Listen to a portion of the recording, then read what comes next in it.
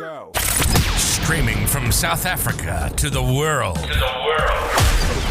This is the Stonks Go Moon podcast. What just happened? We break it down so you don't have to. Welcome everyone to the Stonks Go Moon podcast. My guest today, Todd Haselhorst. He is the founder of Heale Labs. Welcome to the pod. Thanks for having me. Appreciate it. Damn, I nailed that.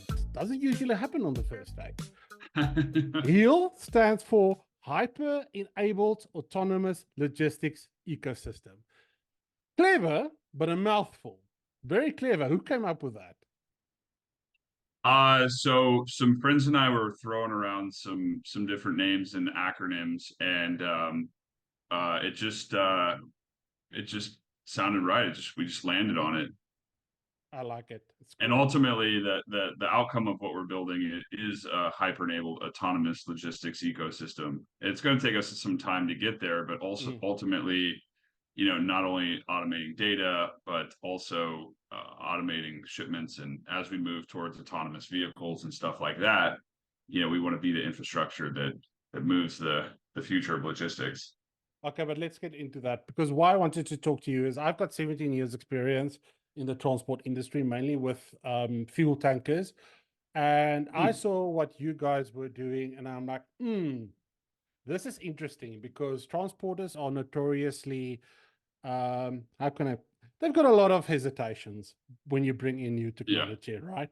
So, and you are in the technology space now, because you're not a transport company per se or logistics company, but you're more on the technology side.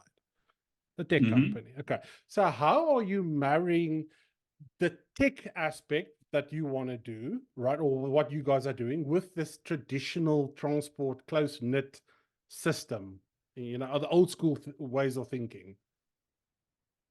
Yeah, so great question. I think when people think about transportation, they do see it as kind of a laggard industry that is just now in the last 10 years getting around to digitization. And so that the freight tech innovation that's happened in the last decade has actually created a nice foundation that we can just plug into. We are really behind the scenes as data infrastructure that connects into the existing systems like transportation management systems, electronic logging devices, and enterprise resource planning systems that all these companies ultimately use and rely on a day-to-day basis. And what we're doing is we're using, Web3 technology to ultimately create a master record for that thing, whether it's an item, a box, a pallet, a truck, trailer, container, warehouse, whatever it is, right? So it gives these companies the ability to move into Web3 without them even realizing that they're using Web3, that they're doing it. Yeah. So is that, when you're talking to customers, is that what is some of your value propositions? I'm assuming, okay, that's one of them. What are the others? Yeah, so the value propositions that we bring the end customers, who are shippers, freight brokers, carriers, freight forwarders, all the different parties that are involved in moving something from point A to point B, is that ultimately we provide them with a single source of truth so that everybody's working around the same data and the same information to coordinate a shipment. What you have today is you have all these systems that are out there. Those systems are very poorly connected with each other. And so companies are basically doing version control, trying to figure out what is the accurate state of information for that particular shipment. And so shippers, brokers, carriers, freight forwarders, they spend a lot of money collecting that information through text, email, phone calls, and things like that. Yeah. And so we're just basically creating a decentralized repository for all this data so that everybody's using that same information and keeping that master record updated with relevant, real-time, up-to-date information. Yeah, so interesting. I'm going to be 100% honest with you. I'm not so clued up on the tech side as it relates to the transport, but I'm going to ask you some questions because I want to know. And please talk to me like I'm 6 years old. Is that cool? Yeah. All right. Yeah. So I read on your homepage that you speak about something called TIDEN. It stands for Token Incentivized Data Infrastructure Network. And you said something about it specifically addresses the dirty data problem in logistics. So I think my question is, what is TIDEN, and then what is dirty data? Yeah, so TIDEN is a derivative of depend. And what we're doing is we're leveraging a lot of the same thought processes that went into depend, which depend projects use tokens to incentivize the creation of a network, right? Okay. Ultimately, it could be a hardware network, a wireless network, some sort of hardware network. In the case of what we're doing, the hardware is already there and the systems are already there. So we're using our token to incentivize people to use our data infrastructure network to facilitate their shipments and to process transactions. And so that leads to streamlined shipment coordination, faster payments, reduction in back office costs by 30%, and increase ultimately in profit margin for everybody that's involved in that transaction. So those are big, big things. And the dirty data problem goes back to what I was saying earlier about you have all these different systems. Those systems are poorly connected. And not only that, one system may call a data object. They may say, oh, this is address 1, and this person may call it primary address, and another system may call it home address, right? So the engineers that are connecting all these systems together have to go in and address 1 equals primary address in this one, home address in this one. And so by normalizing all that data and then also validating that data, we're able to create a cleaner data set that we then tokenize. And then everybody who's plugged into it is basically mapped to that normalized standard and keeping that master record up to date. I get you. So, but basically bringing everyone on the same page. Yeah. Bringing everyone on the same page without them having to change their operations, their day-to-day operations, without them having to change their internal systems, without them having to change their data architecture or data models, and without them changing their operating model. That's very cool. How did you come about this solution? Or no, sorry, how did you come about this problem? I'm assuming somewhere down the line you saw something, here is something missing. Where was that? Yeah, so I built and sold 2 different tech platforms in the space, and each that time makes that we sorry. Yeah, so this is not your this isn't your first rodeo. Okay. Oh, okay, no, cool. no. And we had this problem ourselves multiple times, and we spent about 35% of our budget on doing these integrations, just trying to integrate these tools together, managing these integrations. And if somebody changed their API or they changed something in the connection or the integration, that broke the integration, then we had to go back and fix it. And so we ourselves had this problem. And in 2016, one day I've been very deeply immersed in Web3 since 2012. And so I remember when it was, Bitcoin, Litecoin, Peercoin were 1, 2, and 3. Then you had, conversations about colored coins, and then you had BitShares, and you had Proto Shares, and you had Ethereum and smart contracts, and all that happening in 2013.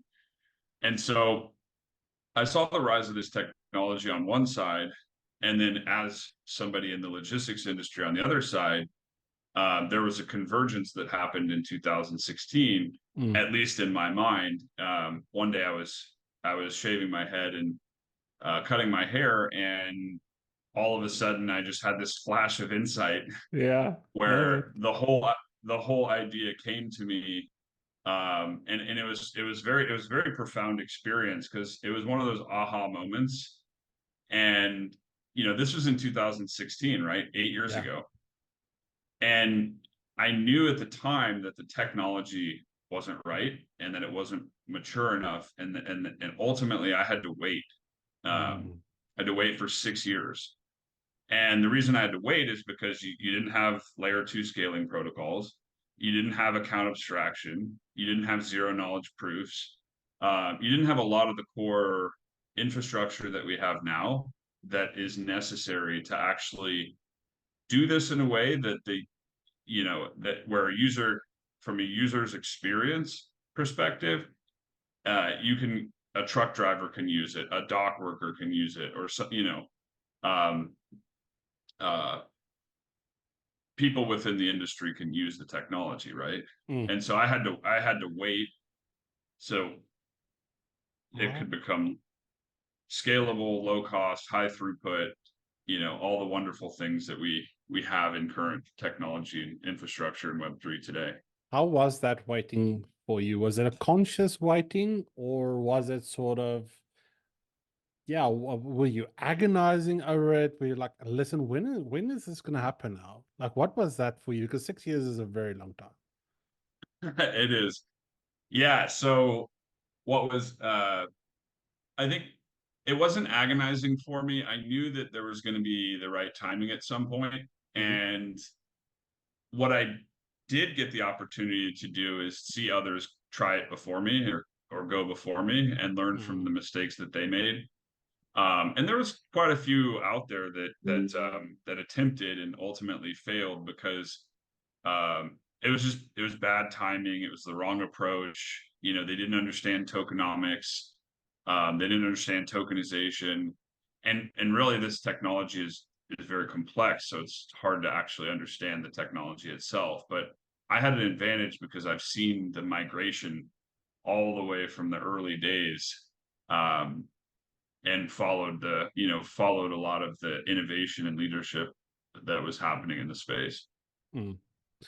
So I just waited patiently, and as I saw the technology mature and as I saw different implementations try to solve it with the wrong approach and the wrong technology, and learned from those mistakes and refined, and here we are. It's so important for startups because you can be right, but if you're at the wrong time, you're still wrong. Doesn't matter. Doesn't matter. You said offline that I asked you if you guys were fundraising, and you said, you are busy. Talk to me about the fundraising environment now for startups and like the people you're talking to. Is it what is it compared to your previous raises? What is the situation on the ground at the moment? Yeah, great question. So we started in 2022. We had our pre-seed investment that we had secured, and we started building, and then the whole FTX situation happened. Yeah. And so that really hurt not only the industry, but it hurt Tom. If it hurts Tom Brady, then it's, I mean, I know he just got roasted, but if it hurts Tom Brady, it's gonna hurt you as well. So believe me. Okay, so we got, with all of that, we got punched in the mouth, for lack of a better word. Then we went into the spring, and you had the Silicon Valley Bank, you had the Signature Bank, you had the collapse of the banks in the industry, or at least connected to the industry. So that made things worse. And so 2023 was a brutal year, and we just really focused on survival. It was something that we had to focus on getting to the bull market, because we knew that we needed to have something ready to start the race at the beginning of the bull market, and that was going to be the timing and when things shifted. And ultimately things are shifting from that perspective. The capital markets are opening up, and on the Web3 side, you're seeing a lot more deals being done.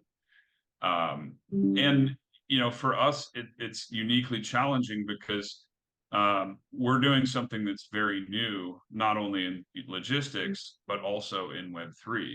You know, to my knowledge, there aren't any tokens out there that are issuing rewards based off of behaviors on top of data infrastructure in a $9 trillion industry. And so there's a lot of unique challenges that come with that. And so we've just been, putting one foot in front of the other and continuing to operate day to day, and really just do the startup entrepreneur thing. Yeah. Last question before I let you leave. You touched on it earlier, something that's fascinating me: autonomous driving, autonomous delivery, and in the future of Internet of Things, everything is connected. How do you see autonomous deliveries affecting, I would say, first your industry or the transport industry, and then how does it play into what you guys are doing? Are you cognizant of that? Like, are you thinking about it? Yeah. So I would say that I think autonomous vehicles are a ways off.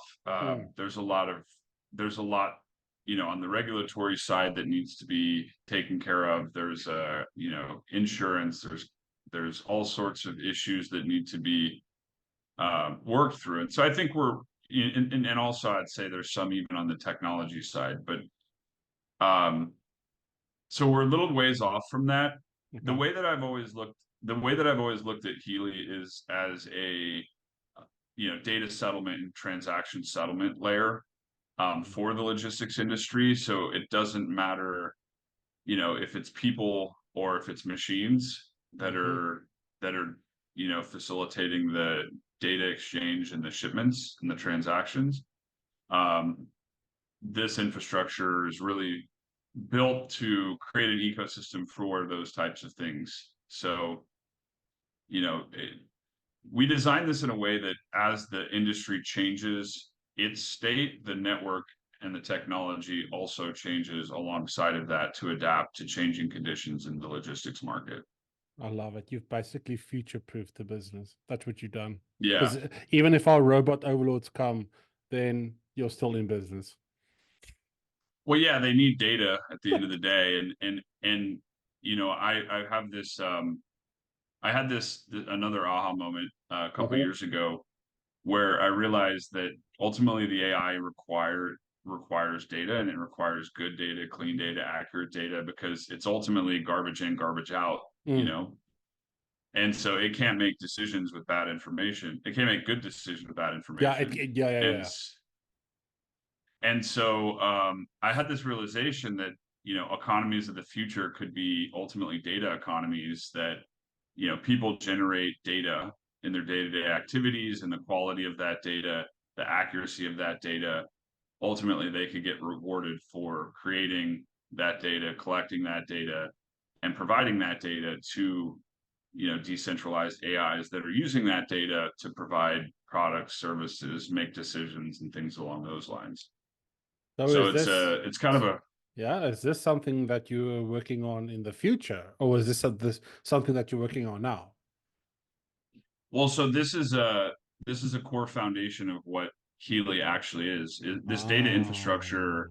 This data infrastructure, if you think about it, we're using our token to incentivize people to collect data, to create data, and to do behaviors that ultimately streamline the shipment lifecycle, right? So the same thought process that's what we're doing, and that ultimately creates a data economy within logistics that we'll see where that goes into the future, but I see that as like a infrastructure for building a data economy of logistics that we'll see how, what cool technologies and tools and AIs and ML tooling can be built on top of.